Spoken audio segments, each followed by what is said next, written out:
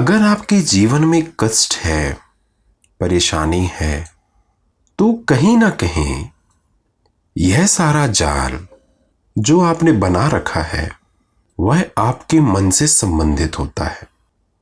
अपितु वहां पर भी मन ही होता है।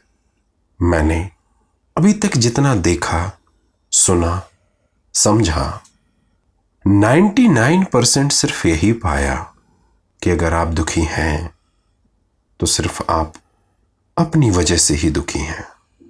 इसमें किसी और का कोई भी हाथ नहीं है।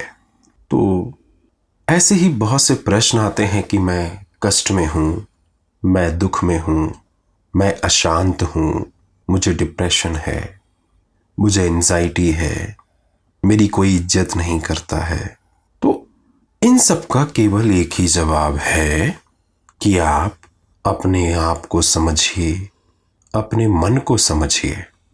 यह हो सकता है एक आदमी कष्ट में हो और अशांत ना हो।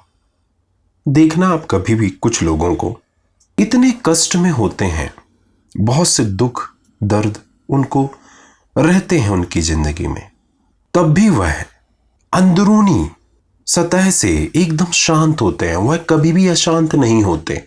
कभी भी देखना आप, अगर कोई ऐसा व्यक्ति दिख जाए जिसके जीवन में बहुत कष्ट हो और वह आपको अशांत ना दिखे, तो इसका मतलब यह है कि उसने एक शांति की अवस्था को पा लिया है। तो जैसा मैंने कहा, यह हो सकता है एक आदमी कष्ट में हो और अशांत ना हो, और यह भी हो सकता है एक आदमी बिल्कुल कष्ट में ना हो और अशांत हो।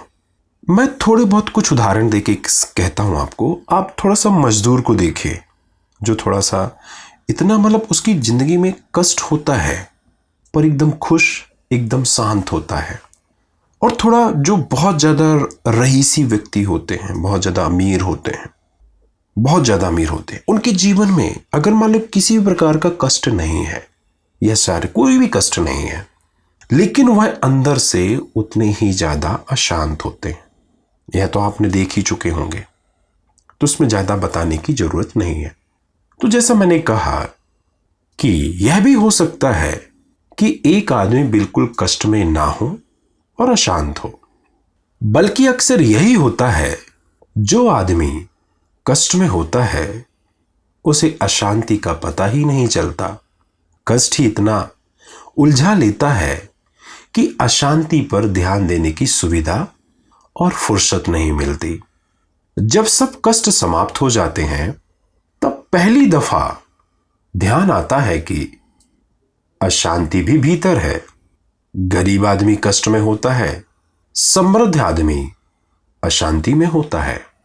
शरीर में कष्ट होते हैं, और अगर शरीर की जरूरतें पूरी हो जाएं तो शरीर में कष्ट का अभाव हो जाता है।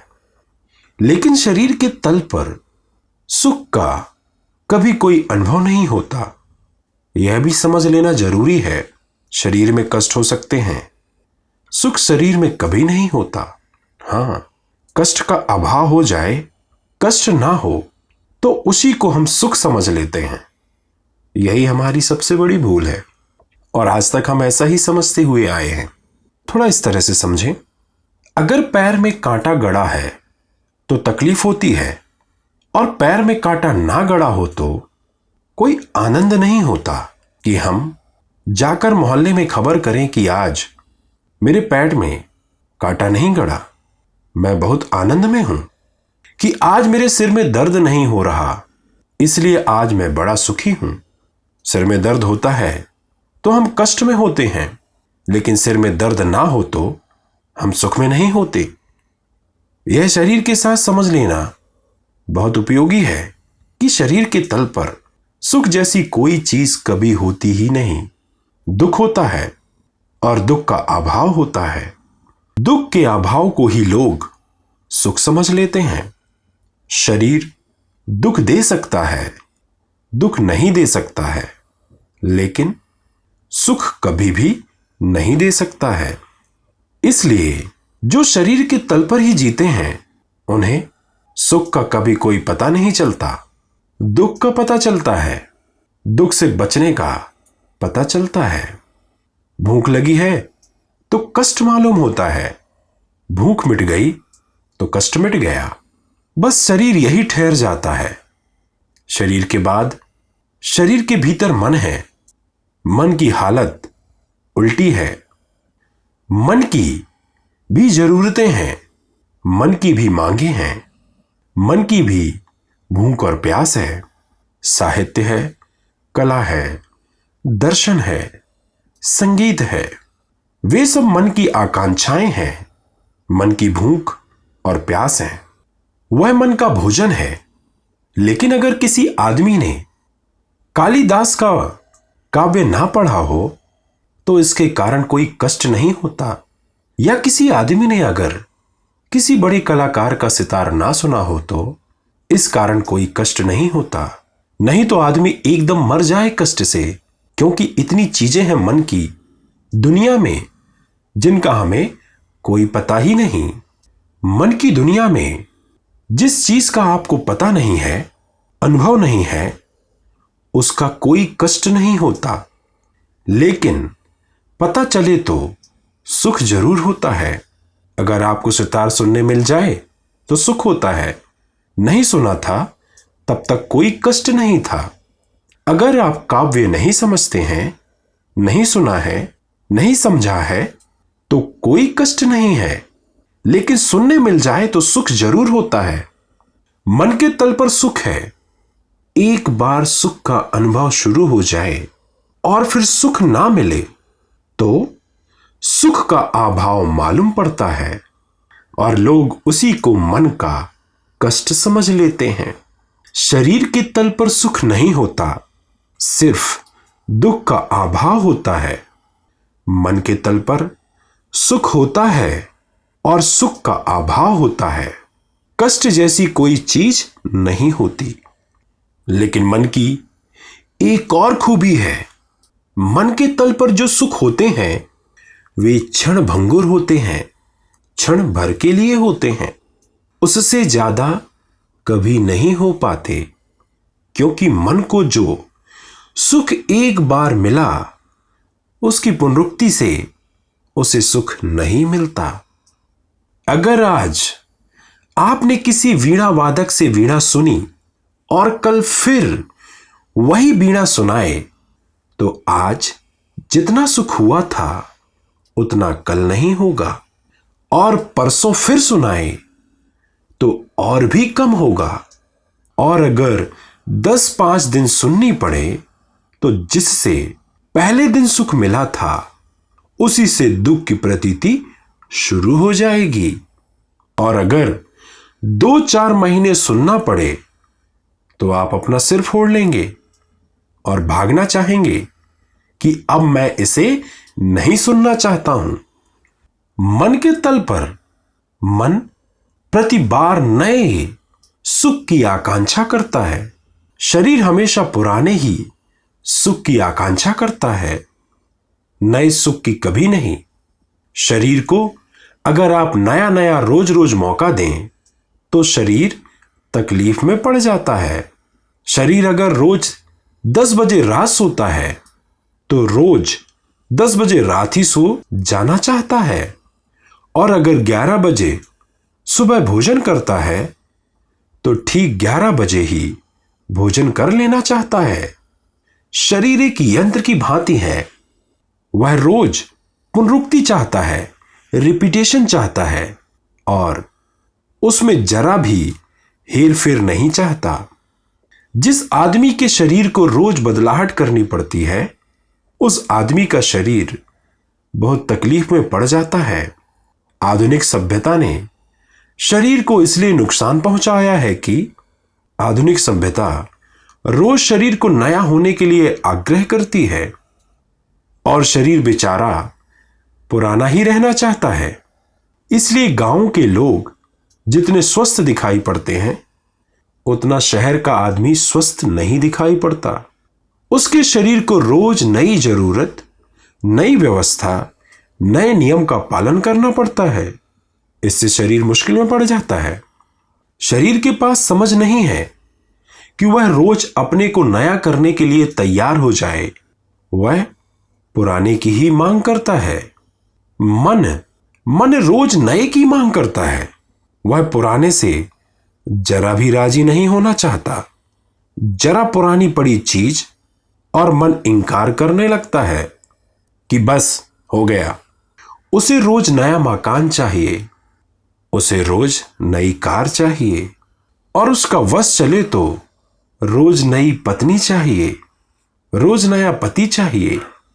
इसलिए जिन सभ्यताओं ने धीरे धीरे मन के आधार पर निर्माण शुरू किया है, वहां तलाक की संख्या बढ़ती जानी अनिवार्य है, क्योंकि मन के आधार पर जीने वाली कोई भी सभ्यता स्थायी नहीं हो सकती। पुराने पूरब के देश शरीर के आधार पर जी रहे हैं। नए पश्चिम के देशों ने मन के आधार पर जीना शुरू किया है। मन रोज नई बात मांगता है और इसी से ही मुश्किलें खड़ी होती हैं। तो यहां पर एक बात समझ लेने लायक है कि मन की आकांक्षा नित्य प्रतिपल नई की है। इसलिए मन पुराने से ऊब जाता है और घबरा जाता है। अगर कोई प्रियजन आपको मिल जाए और आप उसे छाती से लगा लें, तो पहले क्षण बहुत आनंद की पुलक मालूम होगी, लेकिन वे मित्र अगर बहुत ही प्रेमी हो और छाती छोड़ने को राजी ना हो, तो 2, 3, 4 मिनट के बाद घबराहट शुरू हो जाएगी। वह आनंद की पुलक खो गई। और अगर वह आदमी बिल्कुल पागल हो, जैसा कि प्रेमी पागल होते हैं, और आधा घंटे तक आपको पकड़े ही रहे, तो आप अपनी या उसकी गर्दन दबा देने को उत्सुक हो जाएंगे। लेकिन क्या हुआ? यह आदमी आकर हृदय से लग गया था, बहुत सुखद मालूम पड़ा था। अब तकलीफ क्यों हो गई? यह घबराहट क्यों हो गई? मन ऊब गया। शरीर कभी नहीं ऊबता है, मन सदा ऊब जाता है। इसलिए आप जानकर हैरान होंगे कि बोर्डम जैसी चीज मनुष्य को छोड़कर दुनिया के किसी और पशु में नहीं होती। आपने किसी भैंस को कभी बोर होते नहीं देखा होगा, या किसी कौवे को या किसी कुत्ते को आप ऐसी हालत में नहीं देखे होंगे कि यह बोर हो गया, उदास हो गया या ऊब गया। नहीं, मनुष्य को छोड़कर ऊबने वाला कोई प्राणी नहीं है। ऊब ही नहीं सकता कोई प्राणी, क्योंकि प्राणी सब शरीर के तल पर जीते हैं। शरीर के तल पर कोई ऊब नहीं होती। ऊब होती है मन के तल पर, और मन जितना विकसित होने लगता है, ऊब उतने ही बढ़ने लगती है। इसलिए पूरब के मुल्क इतने ऊबे हुए नहीं हैं जितने पश्चिम के मुल्क ऊबे हुए हैं। और जब ऊब ज्यादा पैदा हो जाती है, तो रोज नया सेंसेशन खोजना जरूरी हो जाता है, ताकि ऊब तोड़ी जा सके। इसलिए वहां शराबी, एल्कोहलिक्स, एडिक्शन के ज्यादा से ज्यादा लोग शिकार होते जा रहे हैं। यह भी आपको जानकर हैरानी होगी कि आदमी अकेला ही प्राणी है जो ऊबता है, और आदमी अकेला ही प्राणी है जो हंसता है। आदमी को छोड़कर दुनिया में और कोई जानवर हंसता नहीं। अगर रास्ते पर आप जा रहे हो और एक गधा हंसने लगे, तो फिर आप जिंदगी भर सो नहीं सकेंगे। इतने घबरा जाएंगे, क्योंकि हम अपेक्षा नहीं करते कि कोई जानवर हंसेगा। जो ऊबता नहीं है, वह हंसता भी नहीं है। हंसी ऊब को मिटाने की तरकीब है।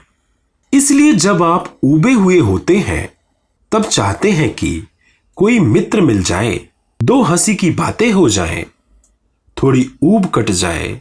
आदमी को इतने मनोरंजन के साधनों की जरूरत इसलिए है कि आदमी इतना ऊब जाता है दिन भर में कि उसे मनोरंजन चाहिए। फिर मनोरंजन भी उबाने लगते हैं, तो नए ढंग के मनोरंजन चाहिए। फिर सब तरफ से ऊब पैदा हो जाती है, तो युद्ध चाहिए। युद्ध से थोड़ी ऊब टूटती है। अगर अब यहाँ पर थोड़ी सी बातें अगर और भी समझना चाहिए, तो अगर आपने यह देखा होगा कभी भी और अक्सर देखते होंगे और आपने अपने ऊपर भी महसूस किया होगा कि जब आप किसी एक मनोरंजन के साधन से या एक ही प्रकार की क्रियाओं से आप जब ऊबने लगते हैं तो आप कुछ भी उठपटांग देखने लगते हैं या सुनने लगते हैं। मैक्सिमम टाइम आपका टाइम या तो फालतूस के वीडियोस देखने में जाता है, या गाली गलौज के वीडियो को सुनने में जाता है, या कोई किसी की हंसी मजाक उड़ाता है, बल्गर चीजें देखने में जाता है।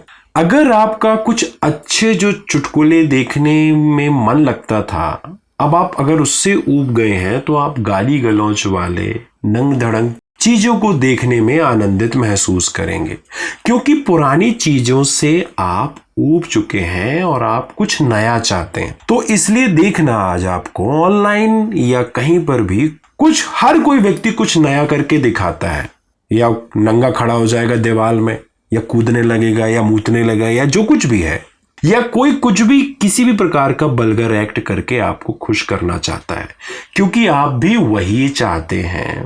तो जितना आप मनोरंजन के साधन जुटाएंगे उतना ही धीरे धीरे आप उससे ऊबते जाएंगे। फिर आपको कुछ नई नौटंकी चाहिए, कुछ नई चीजें चाहिए। तो रिक्वेस्ट एक ही है कि आप अपने मन को समझें और आप शरीर के तल पर जीना शुरू करें, साक्षी भाव में जीना शुरू करें।